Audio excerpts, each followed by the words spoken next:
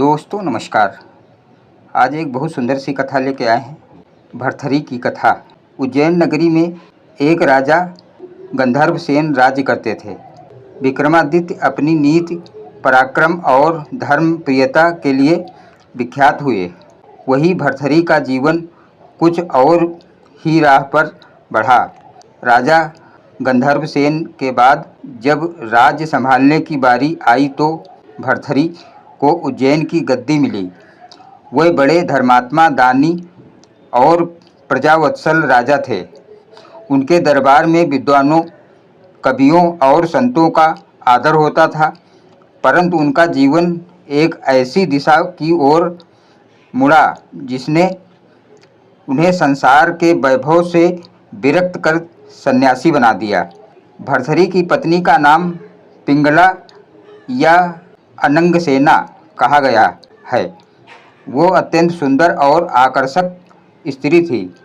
भरथरी उस पर बहुत अधिक मोहित थे और अपनी सारी शक्ति, समय और विचार उसी पर न्यौछावर कर देते।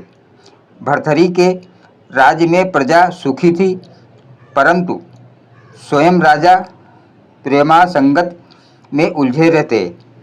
एक दिन महल में विचित्र घटना घटी। एक साधु राजा से भेंट करने आए।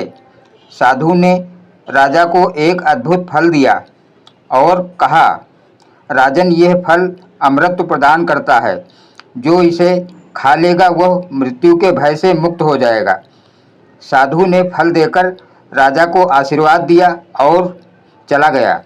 भरथरी ने उस फल को देखा और सोचा कि यदि मेरी प्रेयसी महारानी पिंगला इसे खा ले तो वो सदा मेरी होगी, उसे कभी मृत्यु का भय नहीं रहेगा। उन्होंने बिना विलंब किए वो फल पिंगला को दे दिया, परंतु पिंगला का मन किसी और पर आसक्त था। उसने वो फल अपने गुप्त प्रेमी सेनापति महिपाल को सौंप दिया। महिपाल ने भी उस फल का रहस्य किसी और स्त्री से साझा किया जो उसकी प्रेयसी थी। इस प्रकार वो फल घूमता फिरता अंततः वापस उसी साधु के पास पहुंच गया जिसने वो फल पहले राजा को दिया था। साधु ने फल देखकर हंसते हुए राजा भरथरी को बुलवाया और कहा, राजन, जिस फल को मैंने आपको दिया था वो आपके पास वापस आ गया है। बताइए ये कैसा हुआ। राजा यह सुनकर स्तब्ध रह गया। उन्होंने पिंगला से प्रश्न किया तो सत्य प्रकट हुआ। उन्हें अपनी प्राणप्रिय महारानी की बेवफाई का ज्ञान हुआ। ये घटना उनके जीवन की दिशा बदल देने वाली थी। भरथरी का हृदय मोह भंग से भर गया। उन्होंने सोचा, जिस स्त्री को मैंने अपना जीवन समझा, जिसके लिए मैं प्राणों तक की आहूति दे सकता था, वही मेरे प्रति सच्ची ना निकली। यदि यह संसार का सत्य है तो यह संसार ही मिथ्या है। वैभव, राजसत्ता, धन, प्रेम सब झूठ है। केवल आत्मा ही शाश्वत है। राजा ने राज्य, महल, वैभव और सब कुछ छोड़ दिया। उन्होंने अपने छोटे भाई विक्रमादित्य को उज्जैन का राजा बनाया और स्वयं संन्यास लेकर गुरु गोरखनाथ की शरण में चले गए। गोरखनाथ जी उन्हें दीक्षा दी और योग मार्ग पर चलने का उपदेश दिया। भरथरी ने सांसारिक मोह का त्याग कर दिया, तपस्या आरंभ की। धीरे धीरे वे सिद्ध योगी और महान नागपंथी संत बने। भरथरी ने अपनी साधना और अनुभूति से अनेक ग्रंथ रचे। उनमें सबसे प्रसिद्ध वैराग्य शतक, नीति शतक और श्रृंगार शतक है।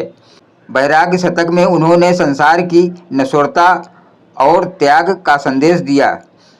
नीति शतक में जीवन को श्रेष्ठ बनाने वाली नीतियों और धर्म का विवेचन किया। श्रृंगार शतक में प्रेम और उसकी सूक्ष्म भावनाओं का चित्रण किया। कहते हैं कि एक बार भरथरी अपने गुरु गोरखनाथ के साथ भ्रमण कर रहे थे। वे किसी नगरी में पहुँचे। वहाँ की एक स्त्री अपने मृत पति के शव के साथ सती होने की तैयारी कर रही थी। भर्तृहरि ने उस स्त्री को समझाने का प्रयास किया, किंतु वो बोली, राजन, आप संसार से मोह भले ही तोड़ चुके हों, परंतु मेरे लिए पति ही सब कुछ है। उनके बिना जीवन व्यर्थ है। मैं उनके साथ ही अग्नि में प्रवेश करूंगी।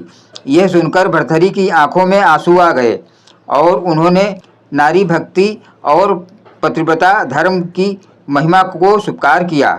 एक अन्य कथा में कहा गया है, जब भर्तृहरि ने संन्यास लिया तब भी कभी कभी उनके मन में पिंगला की स्मृतियाँ कौंध जाती थी।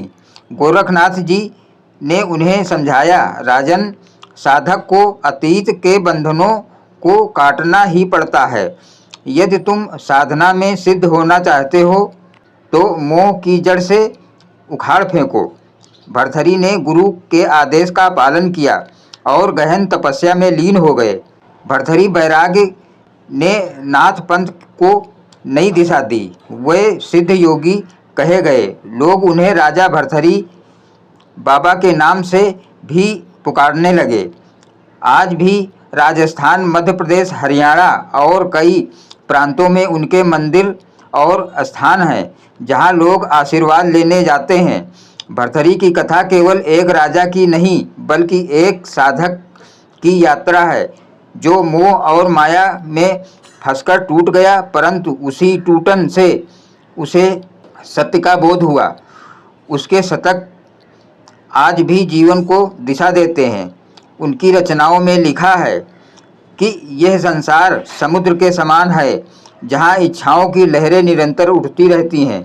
मनुष्य यदि इन इच्छाओं को नियंत्रित ना करे तो वो डूब जाएगा, परंतु यदि वो विवेक का सहारा ले तो पार जा सकता है। भर्तृहरि ने स्वयं इस मार्ग को अपनाया और संसार त्याग कर योगी बने। उनके अनुभव से उपजी वाणी ही उनकी शतकों में झलकती है। एक प्रसंग में आता है कि भर्तृहरि ध्यानमग्न बैठे थे, तभी एक साधक ने उनसे प्रश्न किया, राजन, जब आप राजा थे तब आपके पास सब सुख थे, फिर आपने सब छोड़ क्यों दिया? भर्तृहरि ने उत्तर दिया, महाराज, ऐश्वर्य, प्रेम, परिवार ये सब क्षणिक है। मैंने सब भोग लिए और अंत में पाया कि इन सबका कोई स्थायी सुख नहीं। सच्चा सुख केवल आत्मा के चिंतन और ईश्वर की भक्ति में है। जब यह सत्य समझ आया तो सब त्याग दिया। भर्तृहरि की तपस्या से प्रभावित होकर अनेक लोग उनके शिष्य बने। वे गांव-गांव जाकर नागपंथ का संदेश देते रहे। उनका जीवन इस बात का उदाहरण है कि सबसे बड़ा राजा भी जब मोहग्रस्त हो जाता है तो दुखी होता है, और जब त्याग करता है तो सच्चा संत बन जाता है। आज भी भर्तृहरि की गाथाएं लोकगीतों और कथाओं में सुनाई जाती हैं। राजस्थानी लोकगीत में उन्हें भर्तृहरि बाबा के रूप में पूजा जाता है। विशेषकर अलवर और उज्जैन में उनके मंदिर प्रसिद्ध हैं। उनकी कथा यह शिक्षा देती है, मोह और आसक्ति अंततः दुख का कारण है। जीवन का वास्तविक उद्देश्य आत्मा की शांति और ईश्वर की भक्ति है। सांसारिक वैभव और सत्ता क्षणभंगुर है, किंतु आत्म साक्षात्कार शाश्वत है। इस प्रकार भर्तृहरि एक राजा से संत बने और उनकी जीवन गाथा आज भी लोगों को वैराग्य, नीति और भक्ति का मार्ग दिखाती है। तो दोस्तों, ये कथा यहीं समाप्त होती है। अगर ये कथा आपको अच्छी लगे, चैनल पर नए हैं, सब्सक्राइब करें, तो लाइक करें और शेयर भी करें, ताकि अन्य लोगों को ये कहानी से कुछ शिक्षा मिल सके। धन्यवाद दोस्तों।